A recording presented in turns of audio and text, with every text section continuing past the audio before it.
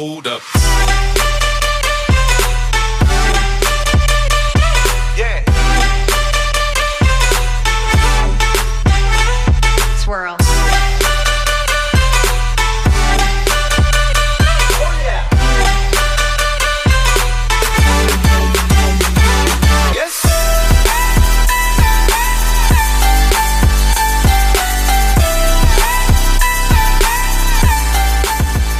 So today, ladies and gentlemen, we are in a 1997 240SX S14, one of my favorite body styles of any car ever. This is actually a real kooky front end 240SX. They only made the kooky front for 2 years. Every other time they did the zinky front, which most people convert to the kooky anyway.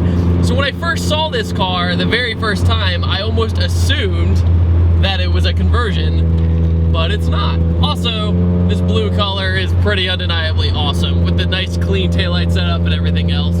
It's hard to not like this car. The S14 has some of the best body lines, in my opinion, out of any fun Japanese car. And another thing is, just like the other one I reviewed with the SR20, the driving position is awesome. But going back to Ricky's 240, this has a different engine in it. This has the original KA motor in it with a nice little turbo strapped on.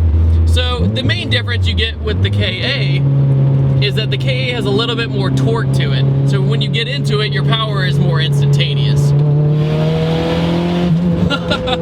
Whoa! Alrighty then. You know, a lot of people swap out the KA almost instantaneously when they get a 240SX.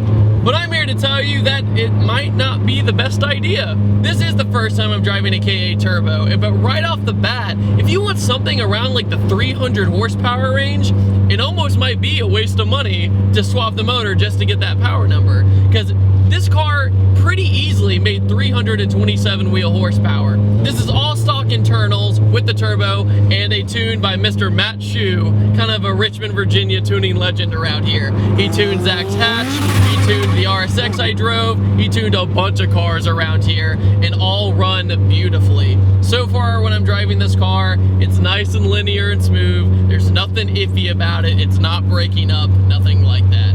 The Garrett turbo in this is not too big, so when you get let off the gas, it's almost this adorable kind of blow-off flutter noise. Very stereotypical 240SX. Car's on lowering springs, so no coils, and you kind of feel it. When you go around a bend, you don't have as much confidence as, say, a coil-over setup, excuse me, but it still holds its own fairly well. One thing about the clutch in this car, though, is it engages super high. As soon as I get in the car, I started laughing because I tried to back it up and I'm like, is it gonna back up? When is it gonna back up? Come on, oh, there it goes. And then you slip it and you feel like a doofus. One thing I've noticed about the KA motors is that inside the car, they sound vicious. They sound really, really good. But from the outside, you get that big, like a kind of raspy truck motor.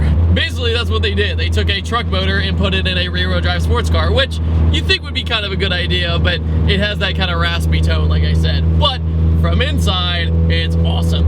You have a nice little pillar pods right here telling you your boost gauge and all that good stuff. So very stereotypical Fast and Furious feeling car. I actually filmed this car back in my 50,000 subscribers video, believe it or not, when we did the downtown Richmond cruise. And it was really the first time I've seen this car roll down the road. And I was just like, man, that is so stereotypical childhood. Good old 240 with a nice little body line and color. It's hard for me not to like them, I will totally admit. They're one of the most fun little project cars you can do in the market. The red line of this car is 6,000 RPM, and it's plenty, it's enough, especially if you're doing back road cruises like I am. And right when you go into boost, it starts pulling really hard, and it's that very dramatic sensation. And honestly, it has a much more torquier feel than the SR20. So I am kind of thrown off because everybody kind of assumes the KA motor is complete garbage, and I think I'm gonna have to disagree. This car is owned by my buddy Blake, and he actually accidentally hit some potholes on a recent drive, and right around 55 miles an hour, you get a really bad stutter in the steering wheel. It's probably just an alignment issue, but you just have to be ready for it for when you're getting on the car, because the steering wheel will start vibrating. And also the brakes, you have to be really mean to the brakes to get it to stop. So you have to really push down. Had a nice little after fire there. That was pretty badass.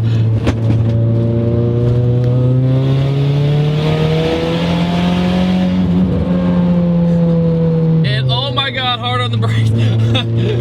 Brakes are not good. I'm just gonna say it. They're not good, but I don't care. I'm having too much fun. This car is actually a 5-speed transmission, and the shifter is actually really, really good. I really enjoy it. You have very intense, sharp shifts.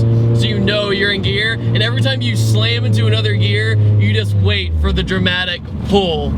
And it's great. Definitely one of the torquiest 4-cylinders I've ever driven. Even with the higher horsepower ones, this is definitely a torquier feeling at least. And I think a part of that is since you do hit your peak horsepower quicker. The car makes 311 foot-pounds of torque, so you have a really even power band. 327 horsepower, 311 torque. Nice and balanced. You don't have that lag, lag, lag, lag, lag, lag, go. You know, it's not like that. It's very, you downshift into whatever gear you want, and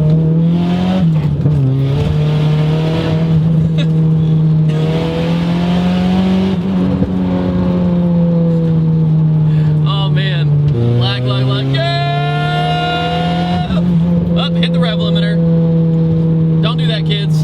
You know, at first I thought I was gonna really hate this high engaging clutch, but once you get the groove of it, no, I'm not doing the smoothest shifts in the world, no way.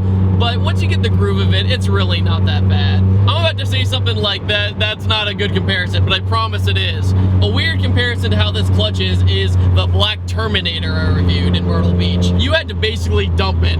It was all the way at the top, so aggressive that if you were too nice to it, you would just bog, bog, bog really bad. And that's how this kind of is. You just have the confidence to do it. So how's the 240SX on the highway? Let's get to a higher gear and find out. Okay, now we're in 5th. It's a little droney. Not too bad. It's not like your ears are bleeding droney, but it has a little bit. The exhaust on this car is a straight pipe custom exhaust, so you can't really blame it for droning too bad. Does it bother me? No, but it may bother somebody else? Yeah, probably. That's what you get with the 240 though. 240s are so grassroots, and that's what I love about them. Kind of a saying with 240s is, you're not a mechanic, you're gonna learn to be. I mean, for God's sake, you might hear in the back when I'm taking these quarters, you hear tools going all over the place, and that's because he carries them wherever he goes. All right, so right now, I have to get out of the car and check the charge pipe. Okay, we're back. Yep, charge pipe into the intercooler. But now we're good. There we go. Oh yeah. All right, guys, I want to thank you so much for watching this quick little review video. I hope you enjoyed it. I know I did. This was a really fun S14. I really enjoyed it. I want to thank Blake so much for offering the car review. And I will see you guys next time, and take it easy. Have a good one. Turbo!